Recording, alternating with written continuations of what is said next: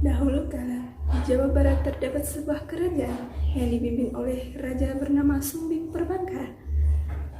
Ia mempunyai seorang putri yang manis bernama Dayang Sumbi. Ayah, ayah, aku mau mangga. Tapi nak, kita tadi sudah beli durian di tempat sebelumnya. Aku maunya mangga. Dayang Sumbi kecil sangat dimanja. Semua permintaannya harus selalu dituruti. Meskipun demikian, raja tetap sayang kepadanya. Mangganya 1 kilo, Pak. Baik, Baginda Raja. Seiring berjalannya waktu, Dayang Sumbi tumbuh menjadi gadis cantik. Kecantikannya ini membuat para pangeran dan raja-raja bertengkar untuk memperebutkan dirinya.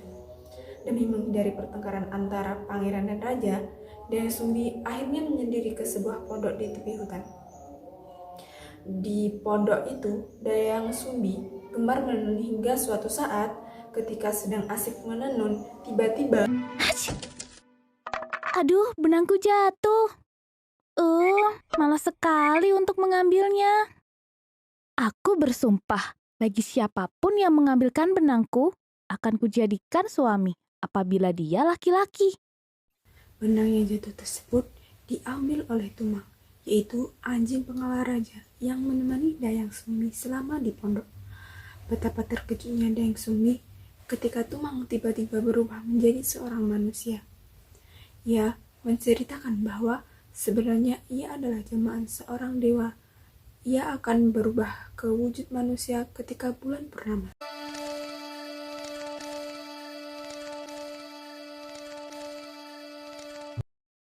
Sesuai janjinya, Dayang Sumbi akhirnya menikahi Tumang. Mereka pun mempunyai anak yang diberi nama Sangkuriang. Dayang Sumbi masih merahasiakan kepada Sangkuriang kecil jika Tumang sebenarnya adalah ayahnya. Seperti kakeknya, Sangkuriang mempunyai kegemaran berburu di hutan. Ia selalu ditemani oleh Tumang ketika berburu. Dah, Ibu. Aku berburu dulu. Hati-hati, nak. Nah, Tumang, kita akan berburu rusa yang besar untuk makan malam kita nanti bersama Ibu. Menjelang siang, Sangkuriang belum melihat rusa seekor pun. Sangkuriang merasa sedikit putus asa. Kenapa tidak ada seekor rusa pun hari ini? Dan tiba-tiba, Babi rusa, itu bisa jadi menu makanan kita nanti malam. Tumang, cepat kejar babi rusa itu. namun Tumang hanya diam saja. Ia tidak mau mengejar babi rusa itu. Babi rusa itu berlari masuk ke hutan. Tumang tidak mau mengejar babi rusa itu karena dia tahu bahwa babi rusa itu merupakan jelmaan dewi seperti dirinya bernama Wayung Hiang. Makan malamku. Ini semua salahmu. Gara-gara kamu, kita tidak bisa makan malam daging. Gelap mata, Sangkuriang tiba-tiba mengambil anak panahnya. Dilepaskannya anak panah itu dari busurnya mengenai ke badan Tumang. Maafkan aku, Tumang. Tapi aku sudah berjanji pada Ibu untuk membawa daging. Ibu, aku pulang. Oh, Sangkuriang, kau dapat daging buruanmu? Ini, Bu. Wah, daging yang besar. Akan kumasakan untuk kita dan Tumang. Lalu, di mana Tumang?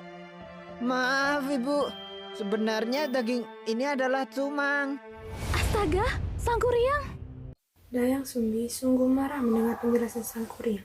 Tanpa sengaja, ia memukul dahi Sangkuriang. Aduh. Sangkuriang terpukul jatuh, tak sadarkan diri. Dayang Sumbi sendiri terkejut atas apa yang dilakukannya. Dengan berlinang air mata, ia pun keluar rumah meninggalkan Sangkuriang.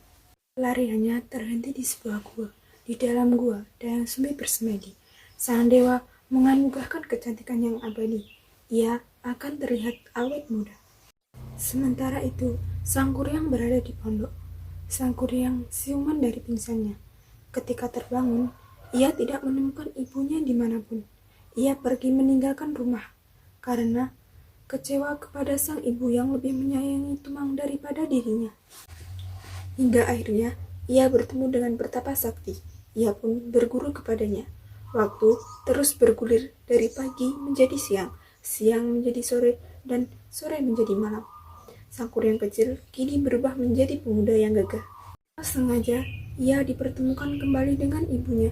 Namun, keduanya saling tak mengenali.